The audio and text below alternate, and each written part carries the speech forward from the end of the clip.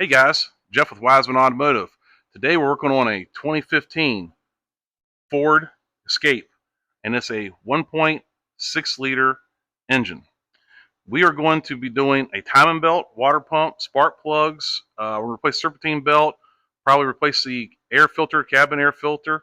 So we have a lot of work to do, so let's get started. Now, I know a lot of y'all like to see, well, what tools do I need to do this job before the video begins? Unfortunately, I cannot give you all the tools and information. I would suggest watching this whole video first and then gathering all your tools up. But I can show you at least some of the tools that I know you're going to need first. And we're also going to show you real quick what parts I am using, okay? The first thing you need to get is you need to get a crankshaft pulley bolt. This right here is a part number from Ford, okay? It's about 10, 12 bucks from Ford, okay? You can find this online. You need that bolt because it's a TTY bolt, torque to yield, which means it's a one-time use bolt. Once you stretch, it's a stretch bolt. Once you torque it down, you cannot take it back off and reuse it. You're going to want that bolt for this job. It's in the service manual as well to replace this bolt. Okay. Usually, crankshafts and harmonic balancers have a keyway in there to lock those two together. This one does not. So I strongly urge you to get that bolt. I know some people reuse them, stuff like that. I would not do that if I were you. Okay. Now, here is the part number to the timing kit we're going to get. Daco. It's the water pump, timing belt, tensioner pulley, water pump gasket, and even has this little sticker here that we're going to put on at the end of the job, showing when the last time we did the who did the timing belt. And here's your spark plugs right here. This is what we're going to use. Serpentine belt. We're going to get that. We're going to do, let's see, this cabin filter and this engine air filter. Okay, so if you do not feel comfortable doing this job, and this is a big job and it can be very difficult, then leave it to professionals. I would not do this if I were you, unless you are very experienced automotive technician. You can damage your engine if you get the timing off. Valves, a slap piston, stuff like that, cause you to get a whole new engine. So I'm going to do my best to show you some tips and tricks to hopefully prevent that from happening. But please, if you do not feel comfortable, do not do this job. All right. The first thing we need to get rolling with is draining that coolant. But before that, I want to show you how I have my cart set up. So I know, for example, I'm going to need 18, 15, 13 10s, and 8 millimeters. If you have all those sockets and wrenches, then you can take a lot of this vehicle apart. You're going to need a 19 millimeter for the lug nuts. And as I go through, I will try to call out the names and size of sockets and stuff like that as I'm going through this job. I will also give you the torque specs for all the bolts that I torque down, so that way you have that information. All right, I'm going to get rolling on getting the coolant draining from this thing. So we're going to pop that cap loose right here. It's kind of underneath the cowl panel. We're going to have to remove the cowl panel to do this job. Okay, I'm just going to take that and put it right there for right now. I'm going to put it up in the air and drain this coolant. So the first thing I need to do is get this cover off of here, and you're going to need a T30 Torx socket, okay? Some people call them a star bit, but it's Torx, T-O-R-X. The size is T30. Also, this is a quarter drive one. This is a 3/8 gun, so I have a 3/8 to quarter adapter. Now, you have the Torx sockets are in the back, but you have 10 millimeters holding it up front. Why did Ford do that? I don't know.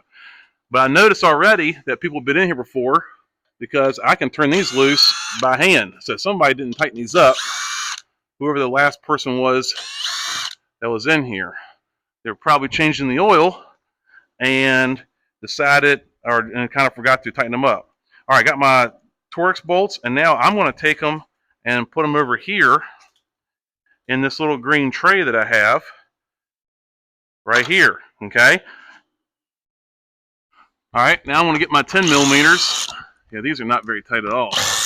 Not that it'd be super tight, but geez. Okay, one more here.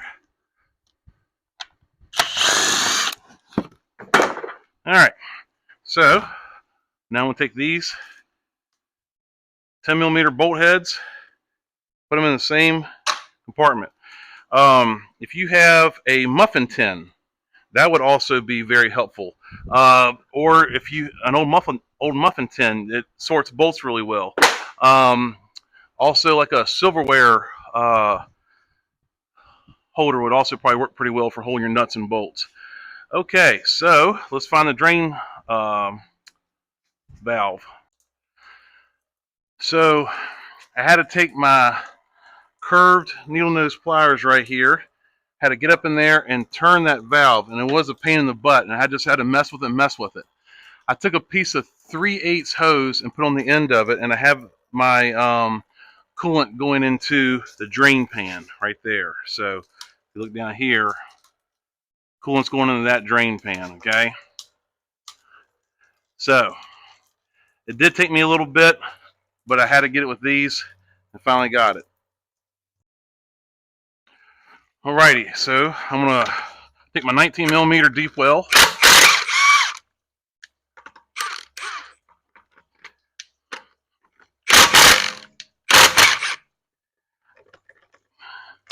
Man,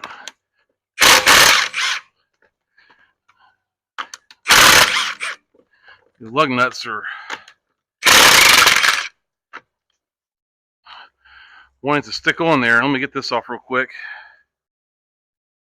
So now I got the tire off. I'm going to remove these bolts holding the inner fender skirt. These are a 7 millimeter head. So I got a 7 millimeter socket on here. Because I'm trying to gain access to the front of the engine. So I'm going to see about removing these. I'm going to put these in that same container with the undercarriage bolts here. Peel this back a little bit, see what I can find. All right, looks like I got some bolts on the bottom here. I'll try to show you here. Looks like I got 2 bolts there and 2 clips to take out. To get those clips off, I did use my special pliers. You do not absolutely need those, but it does make it a little bit easier, okay? I'll put those clips in that same bin as everything else so far. So I don't know if you need to really take this all the way off or just enough to get this inner fender skirt out of the way.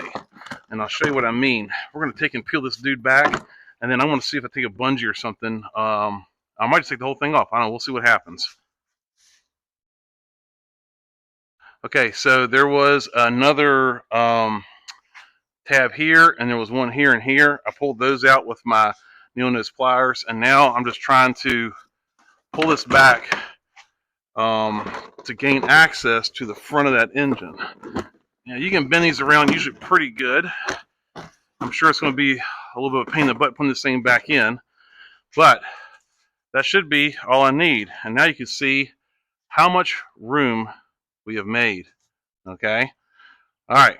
So now we're trying to break loose the pulley bolts to the water pump before we take that serpentine belt off. So these bolts right here, there's 4 of them right here on the water pump pulley. You want to break those loose with a 10 millimeter ratchet wrench. I just snuck up there, and I'm not taking them out. I'm just breaking them loose. The serpentine belt right now is holding enough tension where you can just break them loose. That's what you want to do right now. Okay, so that was another tool, 10 millimeter ratchet wrench. I think I forgot to mention this, but you need this special toolkit here to hold your cam and crankshaft. I just got this from Amazon. Hopefully it works out good. It's got a bunch of special tools in there for doing this timing belt job, and I'll show you how to use those. That kit was only like $40. It was like 30, 40 bucks, something like that. You don't have to have that kit. Like, in other words, you could probably get you could probably make something up on the fly if you wanted to, but for 30, 40 bucks, I'd rather just buy the kit and have the tools to do it next time. So you're going to need that kit to hold your cam and your crank still and stuff like that, okay? So here's my coolant. It's mostly drained out, and you may be thinking to yourself, man, that's not very much coolant. Well, the reason is because you're right, it is not much coolant. The rest of it's in the engine block. Once we take the water pump off, the rest of that's going to be coming out. I'm going to let that still drain as we're removing stuff from the top. Alrighty, so we're on top here. I got my pocket screwdriver, which is just another tool. Didn't need to pull off my hands. Okay, we need to get your wiper arms off of there, and those are, I think they're 15s. Nope, hang on a minute. Oh, wait a minute, that was a 13. So right here, yeah, they're 15 millimeter. Okay, so you need a 15 millimeter socket. Okay, got my 15 millimeter socket. I got a fender cover on too, by the way, and I got me a nice little light. So, all right. Here's the nut for the wiper arm, and I'm just going to do this real quick. Probably don't have to do this. Got a little bit of white out here. I'm just going to kind of mark where I was as far as going on there again. That might help with installation later. I want to make sure I get this in the right position. If you notice, the passenger side is lower than the driver's side wiper arm, so you're going to want to remember that. Okay. Now, usually, you kind of just take it like that. My light might be in the way. I may have to drop this down. And you just kind of take this. There we go. All right. Now, I have taken a towel and laying on top of the roof of the car, and that is where I put my wiper arm. Let's go to the driver's side. Okay, again, I got this cap. Came off with my hand. That was pretty nice. Usually you have to use a pocket driver. Okay, take that nut loose. And again, I'm going to just mark this just for my sake. You might not have to do this, but it may ease with installation. Help you line up just a little bit better. Okay, so take the white out, set it to the side.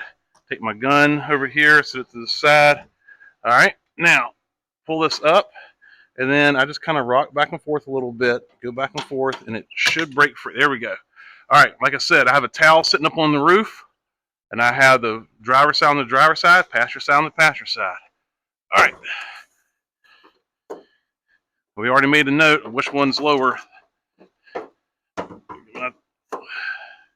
Okay, so now I want to take this right here and put in the next container. Right there with my passenger side one, okay? Okay, we got some clips here. I'm using my pocket driver, and it kind of easily, somewhat, come off like that. There's one there. There's one there. Here's one on all the way on the driver's side, and I'm just using my pocket driver to slightly bend them out. So that's 3, 4, 5, 6. Okay.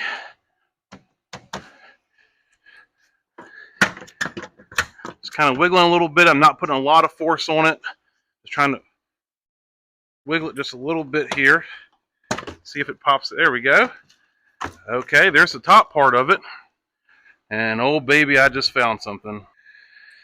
Okay, these are the clips. I'm going to put these with the wiper arm stuff. Now, when I pop this thing open, I noticed this. Look right here. See this little mouse poop and stuff like that? Mouse nest? Well, guess what I just found? I can't believe this. Mice, baby. Again, this is like, if you guys have been watching my channel and keeping up with it, this is like the third vehicle in 2 weeks. Look at all that. I'm using my duckbill pliers. I was wondering if we're going to see some kind of mice evidence. He has got one heck of a home in there. So let me clean that out for my customer. All better. Got a vacuum in there, vacuum it out. Okay, so we got the top part of the cowl panel off. Now we need to work on the bottom part. So it looks like I'm going to need a 10 millimeter for over here on the sides and over there. So let me get those real quick. Okay, passenger side. There's a 10 there. It looks like there's a 10 right here. Make sure I have to wash my hands to work on this thing. All right, let's go to the other side. All right, there's 10 here. 10 here.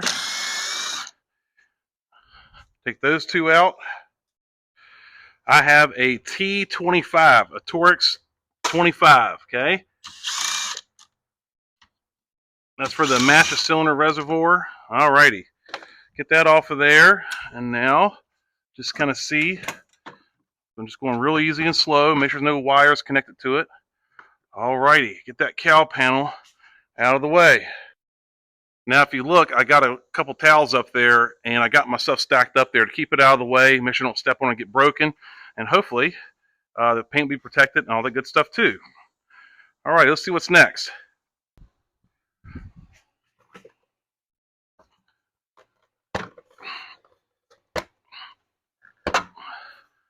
Alright, got the engine cover out of the way. It just pops off of there real easy like. Okay, get my duck bills here. This is what I call my duck bill needle nose pliers. You can use the curved ones. You can use a couple different tools. I might have to get another tool out. We'll see. See, this guy wants to come off. Just kind of wiggle it back and forth like I'm doing. Just watch your fingers. Okay, so now got to break the seal on that coolant hose. I want to see if this guy right here will work. You don't necessarily need this tool. Actually, look right here. It has a cut in here, and I guess it's made for this coolant bottle. That's interesting. Never seen one that's had like a cut like that. So anyways, I'm just going around real careful. I'm just trying to break the seal. Another thing you can do is just try to twist it. If you can get your arms in there, twist it. So you can pull this back. Don't want to break it. There we go. I just pinch this right here, and I pull this little overflow back. I'm trying to, oh boy, get the clips off here. Here we go. We'll just get this guy. We'll put him out of the way. I'm trying to get this guy to loosen up. So I'm going to get maybe in here like this. Just try to go back and forth real easy like. And this coolant jug should kind of just pop up out of here. This overflow or degas bottle is actually what it's called, not overflow. Ah, jeez. Okay. I'm going to tilt it back so that way if any coolant's in there, it won't spill out. All right, got that. It's actually not bolted in. It's just got these two clips here and here. And the one in the back was stuck a little bit, as you can tell. So I took the top off the battery here. I'm going to want to disconnect the negative cable. And looks like the critter's been over here as well. So I got a 10 millimeter on a deep well socket with a quarter drive ratchet. Put this over to the side. So I use that right there to get it's a 10 millimeter, like I said. It's a quarter drive ratchet. All right. Next thing I want to try to do is carefully just put that out of the way. You just kind of do that number. They kind of hold each other out of the way. I'm going to try to get this air intake cleaner off because I need to remove the starter according to the directions. All right, I have an 8 millimeter on a 3-inch extension.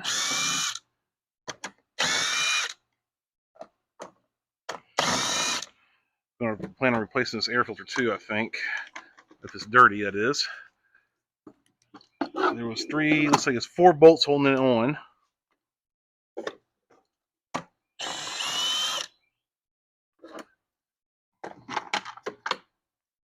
And this top piece, I'm just going to sit over here with the battery tray that I've taken off. All right, so let's see here. I may have to get a bungee cord to hold these guys out of the way. And if you look at the air filter, what do you notice? Mice, mice, baby. Look at that right there. That is not good. That is not good at all. Oh yeah, so I got that, and then I also got that right there. Good times. Okay. I already got a new air filter. Okay, so let's see here. How does this thing come off of here? Let me Let me mess around with this a little bit, and I'll try to explain to you how I got that whole thing out of there. So all I'm doing right now is just kind of picking up on it. There's nothing actually bolting it down. Pull that out, push this wiring connector in, probably intake air temperature sensor if I'm guessing. I'm just kind of wiggling this thing out. Looks like you have some kind of clamp there that we need to take off. Man, they didn't make it easy to get to, I can tell you that. They got the clamp on the bottom side, and they should have put it on the top side. And I don't know why they would have designed it like this. I'm taking my pocket driver, and I'm just kind of pushing in on the tabs, trying to push them down. Man, what a bad design of a Ford. This is dumb. Like, I can kind of describe, if you could rotate it, that'd be good, but you can't even rotate it. Let me try to get that tab off right there. It's right, this guy right here. That was very unnecessarily hard. I use a pick. Now look, I want to show you what I'm talking about. So this green thing right here, you can get it from this side, but you have it facing down. Why not have the thing facing up this way? So that way you can get a pick one and get it out of there. That's just ridiculous. What dumb engineer came up with that? Alright, so you got some pieces parts here that are starting to come off. They're right here with this. I'm going to put this over my air filter housing. And now I'm just kind of wiggling this thing, seeing if there's anything else that's going to be in my way.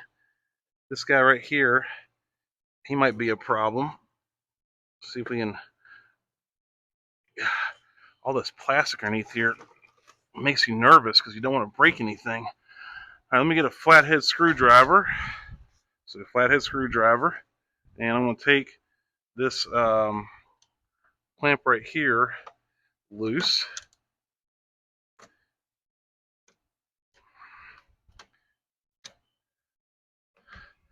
And see, just kind of pull that guy.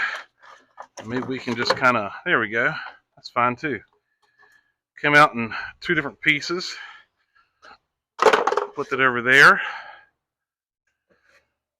See if there's any other mice nests down in here. Alrighty, so kind of opened up a big hole right here. So now I'm under the car and I'm going to remove this intake pipe because I'm trying to get access to the starter, which is up there. There is a 10mm nut right there, okay? So that's what I'm going to take off right now with my 3/8 air ratchet with a deep well socket. I'm going to take that off first, hoping this can fit up in there. I'll get that and get back to you. Okay, got that nut off, and now I'm going to take this hose clamp here loose. I went ahead and put the stopper back into the drain for the coolant because I didn't want it just, you know, sitting there dripping on my arm the whole time. It was pretty much done anyways. I went ahead and removed it. Okay, I got that loose. And now I got to see. Looks like I might have to get it from the top. Man, that starter is buried in there.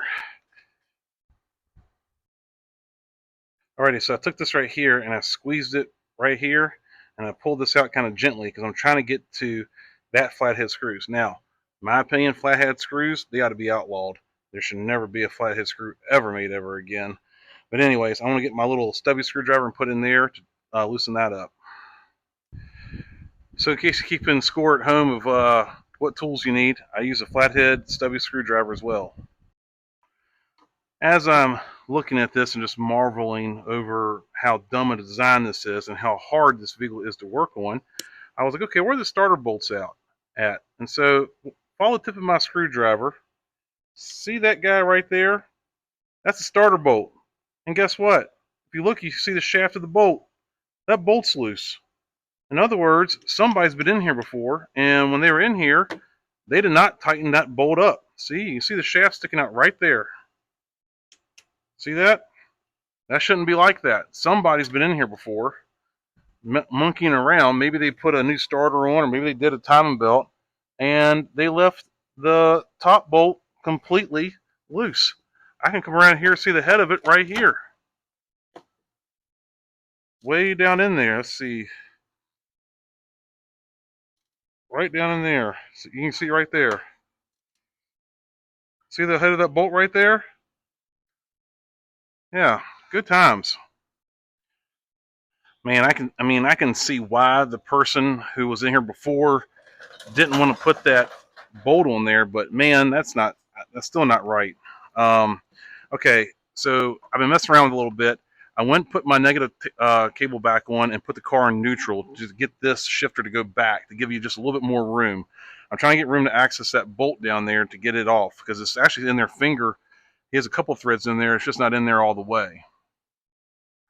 So another thing I did was I took this. There's a little rubber grommet right here. It's on like a little metal bracket. I kind of pull that off and I'm just trying to put this stuff out of the way a little bit. Just be careful because all this stuff's plastic. I'm just trying to get enough room in there where I can get my hand in there to be able to get to that bolt. Now, I understand it's going to be a pain in the butt doing the starter because most likely you're probably going to have to open up the cooling system. I don't think you have to drain the cooling system, but you at least have to open it up, most likely. I'm trying to get down right down there, and that's a coolant pipe. Yes, we're trying to get to that bolt right there. As you can tell, it is buried deep down in there. I'm debating about taking that hose off is what I think I'm going to do. And to do that, if you got to replace the starter, then and you're doing a starter job, you may want to tell your customer, hey, we're going to need probably a gallon of coolant as well, just in case you have some spillage. Let me work on this and I'll get back to you. Alrighty, I use these to collapse that hose clamp. I got that hose off of there, and of course I got a little bit of coolant spilling out, so I should kick my jug underneath there. Of course now it's probably too late, but a little more is going to come out there. I'm just going to kind of get this guy out of the way. Just trying to get there where I can get my hand in there. Of course my hand is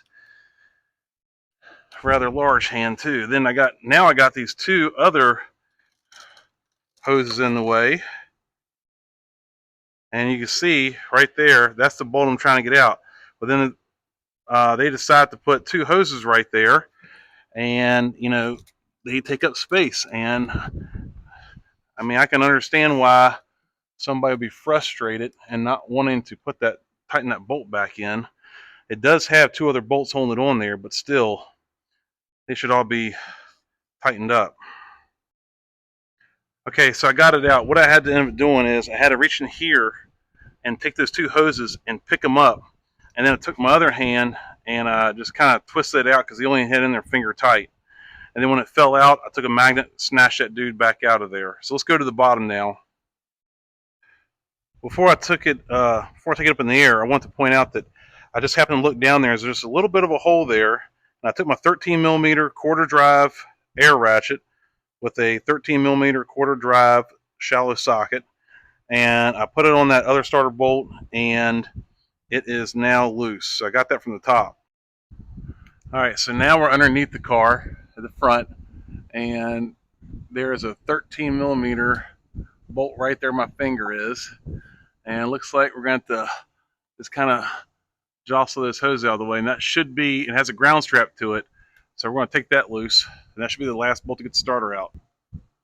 Okay, I got that bolt out, and I got the starter just sitting to the side for right now. All right, so now I think we need to start working on getting the serpentine belt off. And of course, we're going to want to make a diagram of how this thing goes back on. Alrighty, so I drew the belt diagram real quick. That's the tensioner. That's those four bolts of that pulley that we took loose earlier. alternator, idler, AC crank. So it goes around the crank, around the AC, the back side of it, the flat side of it goes against the idler, goes there, and the flat side goes on that one. So that's how the belt diagram is. All right, much to my surprise, there's actually a 17 millimeter wrench that goes on this idler here, and I'm going to pull this towards the front of the vehicle, and then probably see if I can take it off the AC pulley. Yep, there we go. Release this slowly. All right, now I can't take the belt off of there because I don't think, the way that you got to take the idler off, but at least I got the belt pulled free, and I use a 17 millimeter wrench right there, which I'm surprised at 17 millimeter, not an 18 or 15. Okay, so I was doing a little bit of investigation work here. Right now, I have the engine held up with a floor jack and a block of wood, so that way it will not damage it. I went ahead and took the motor mount out, and it was held on by two 15 bolts and three 18 millimeter bolts, and then just came up out of the way. What I'm trying to do right now, I'm trying to get that tensioner out of there so I can get the belt off of there. So I'm going to take these 13s off real quick. So loosen these bolts up. Tensioner's coming out. And now serpentine belt.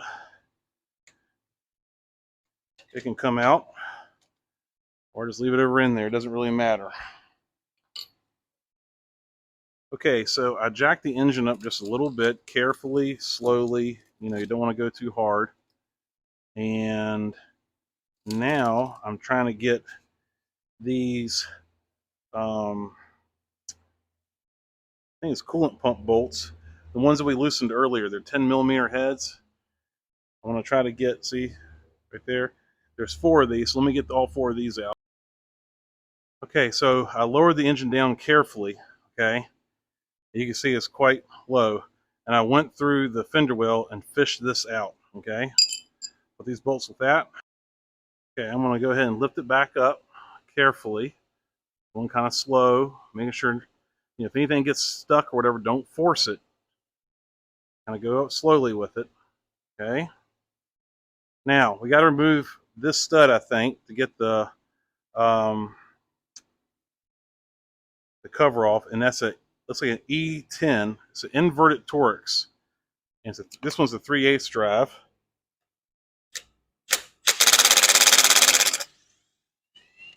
Okay, got that dude right there.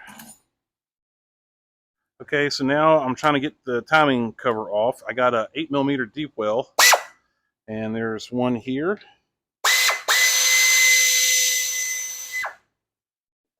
Okay, put that in my little tray. One in the center. Ah, look at this. It's longer than this. See that? We're going to pause for a second. Okay, I'm drawing me a little diagram to where these things go, okay, as I take them out. In here.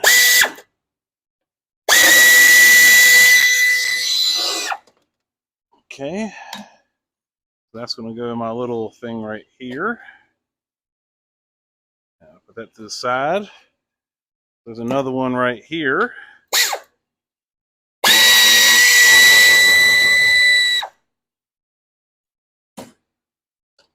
That one is going to go here. Okay. Out of curiosity, is it loose at all? Let's see what other ones I have. Okay, let's say I got one on the back side here. I think there'd be one over here somewhere. One on the back side over here.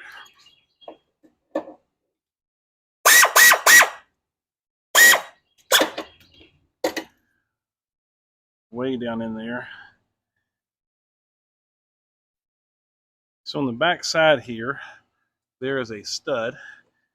It is a 8 millimeter, and I think this has to come off in order to get the timing cover off. I think I got all the bolts out, as far as I can tell. But this stud back here, according to all data, needs to be removed. Now, I'm kind of going by what all data says, and like I, some of these guys who've done this a lot of times may have different ways of doing this job. They may have little cheats and tricks and stuff like that. People who've done this job multiple times. I'm just kind of going by what the book says for my first go round. Stud looks like that. Okay. Now let's see if this guy will come out of here.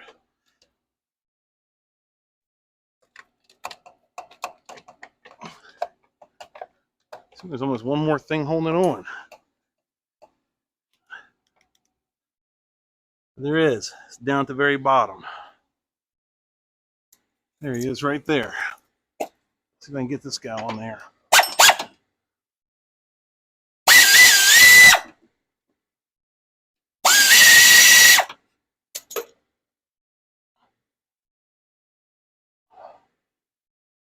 Got him out. All right, he was down here on the very bottom.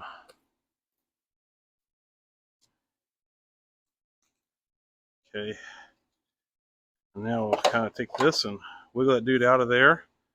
You can kind of see how the timing belt is made. That stud I took out was back here on that back side. Now just real quick, I kind of lay this out in order. So like when I go back together, I'm going to put that on first. Then I want to put that stud on next. And then I'm going to put that on next. And then I'm going to put the tensioner on next, and so on and so on and so on. So I just kind of lay things out in the order I take them out. Okay, now we're able to see the timing belt. And it does look like it's got some age to it. So I'm glad we're replacing it. Yeah, so I have to see what the next thing we're going to do is. Alrighty, so this is going to wrap up video 1 of this series of the 2015 Ford Edge. So stay tuned for video 2 and probably 3 and 4 be my guess by the time we're done with all of this. Please leave comments, like this video if it helped you out. Stay tuned to the next videos as I'm continue to disassemble this and then reassemble it. I'll make sure to give you tech tips. I'll make sure to include torque specs. I'm going to try to at least tell you all the tools that I use to do this job so you know what to do. Please like, subscribe, and share this video. It really helps us out. And thank you for tuning in. And we'll see you guys on the next one.